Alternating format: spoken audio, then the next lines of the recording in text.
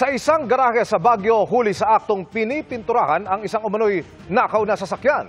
Nag-iba man ng kulay, nabawi pa rin ang tunay na may-ari ang sasakyan tugma sa hawak niyang engine at chassis number. Ang pagdakip sa may-ari ng bahay, tunghayan sa aking eksklusibong pagtutok. Sa bisa ng search warrant, sinalakay ng PNP Highway Patrol Group ang residential property na ito sa sitio Arupong, Luwakan proper sa Baguio.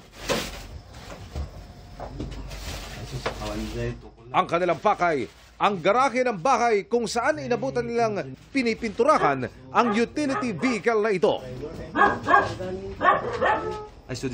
Ayon sa HPG, nakatanggap sila ng tip na dito dinala ang sasakyang ninakaw umano nitong nakaraang buwan habang nakaparada sa harapan ng bahay ng may-ari.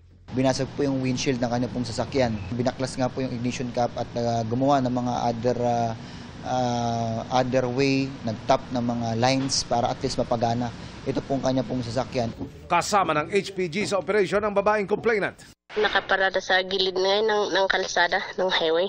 Tapos ano ang ginawa nila? Baka sinira yung lock ng bintana. Ang sasakyan na dating kulay light brown, ngayon kulay puti na. Hindi pa raw nababago ang engine at chassis number pero ang ilang pang patunay na ito nga ang nakaw na sasakyan. Itinuro mismo ng biktima sa mga pulis. Nakita natin na dinedepaste na or binabago na po ito pong kaanyuan ng sasakyan po ng ating pong biktima.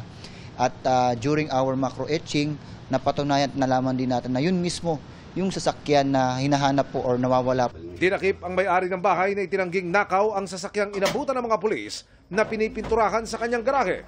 Ang nabanggit po ng ating pong suspect, una ay nakuha niya lang din daw po ito sa ibang tao pero hindi po naniniwala ang inyong PNP HPG para po dyan.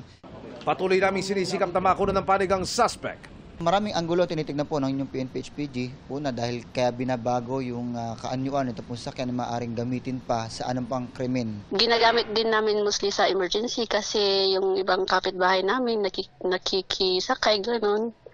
Pang sundo sa mga bata sa paaralan. Nagpapasalamat po ako sa grupo ng HPG sa sobrang effort nila. Para sa GMA Integrated News, Emil Sumangil, nakatutok 24 oras.